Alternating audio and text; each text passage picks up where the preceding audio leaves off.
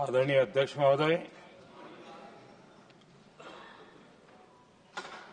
हम सब के लिए और सभी देशवासियों के लिए इतना ही नहीं, विश्व के लोकतंत्र प्रेमी नागरिकों के लिए भी हमारे लिए ये बहुत ही गौरव का पल है। बड़े गर्व के साथ लोकतंत्र के उत्सव को मनाने का ये अवसर है।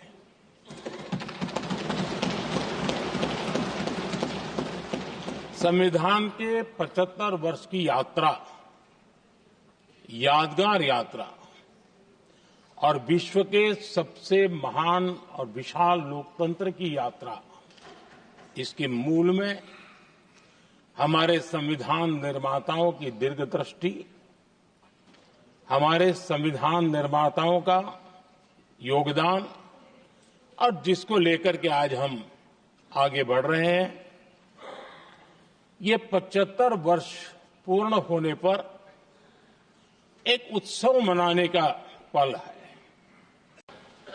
आदरणीय अध्यक्ष जी, 75 वर्ष की उपलब्धि साधारण नहीं है, असाधारण है।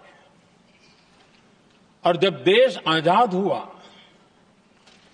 और उस समय भारत के लिए जो जो संभावनाएं व्यक्त की गई थी, उन सभी संभावनाओं को निरस्त करते हुए, परास्त करते हुए भारत का संविधान हमें यहां तक ले आया है। और इसलिए इस महान उपलब्धि के लिए संविधान निर्माताओं के साथ साथ मैं देश के कोटि कोटि नागरिकों का आदरपूर्वक नमन करता हूं, जिन्होंने इस भावना को, इस नई व्यवस्था को जी करके दिखाया है।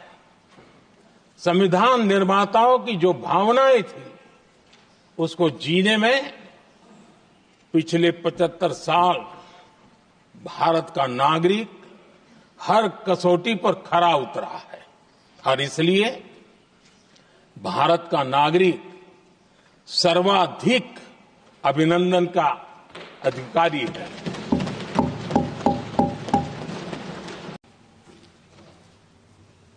संविधान के आज 75 वर्ष हो रहे हैं, लेकिन हमारे यहां तो 25 वर्ष का भी महत्व होता है, 50 वर्ष का भी महत्व होता है, 60 साल का भी महत्व होता है।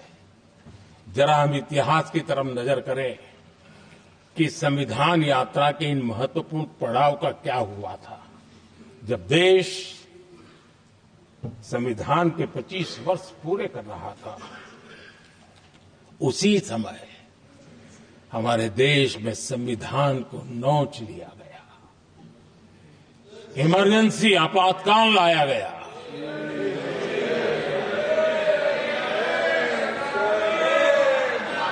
संवैधानिक व्यवस्थाओं को समाप्त कर दिया गया, देश को जेल खाना बना दिया गया, नागरिकों के अधिकारों को लूट लिया गया, प्रेस की स्वतंत्रता को ताले लगा दिए गए।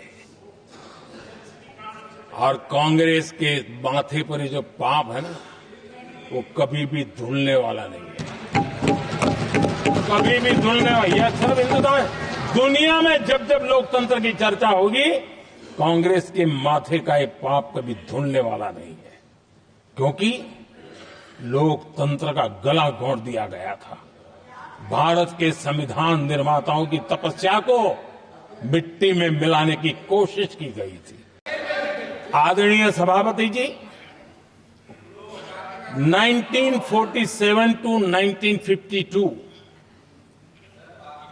इस देश में इलेक्टेड गवर्नमेंट नहीं थी, एक अस्थायी व्यवस्था थी, एक सिलेक्टेड सरकार थी। और चुनाव नहीं हुए थे, और जब तक चुनाव न हो तब तक एक इंटरिम व्यवस्था के रूप में कोई खाका खड़ा करना चाहिए, किया गया था। 1952 के पहले राज्यसभा का भी गठन नहीं हुआ था, राज्यों में भी कोई चुनाव नहीं थे, जनता का कोई आदेश नहीं था। उसके बावजूद भी, और अभी अभी तो संविधान निर्माताओं ने इतना मंथन करके संविधान बनाया था। 1951 में जबकि चुनी हुई सरकार नहीं थी, उन्होंने ऑर्डिनेंस करके संविधान को बदला, और किया क्या? अभिव्यक्ति की आजादी पर हमला कर दिया गया।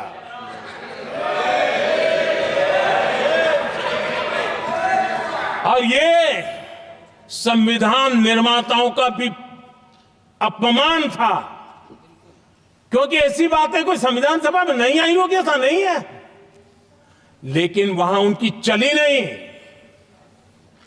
तो बाद में जैसे ही मौका मिला, उन्होंने अभिव्यक्ति की इस आजादी को, उस पर उन्होंने हथौड़ा मार दिया। आदरणीय सभापति जी, कांग्रेस ने निरंतर संविधान की अवमानना की, संविधान के महत्व को कम किया। कांग्रेस इसके अनेक उदाहरणों से भरा पड़ा हुआ है। संविधान के साथ धोखेबाजी कैसे करते थे, संवैधानिक संस्थाओं को कैसे नहीं मानते थे, इस देश में बहुत कम लोगों को मालूम होगा। 370 की तो पता है सबको, 35A का पता बहुत कम है। संसद में आए बिना, जबकि संसद में आना पड़ता, संसद को ही अस्वीकार कर दिया गया। भारत के संविधान का अगर कोई पहला पुत्र है तो ये संसद है, उसको भी उन्होंने गला घोटने का काम किया। 35A जो संसद में लाए बिना उन्होंने देश पर थोप दिया, और अगर 35A न होता तो जम्मू कश्मीर में जो हालत पैदा हुई, वो हालत पैदा न हुई होती। राष्ट्रपति के आदेश पर यह काम किया गया और देश की संसद को अंधेरे में रखा गया। आदरणीय सभापति, ये संसद का अधिकार था, कोई अपनी मनमानी से नहीं कर सकता था, लेकिन और उनके पास बहुमत था, कर सकते थे, लेकिन वो नहीं किया क्योंकि पेट में पाप था, देश की जनता से छुपाना चाहते थे।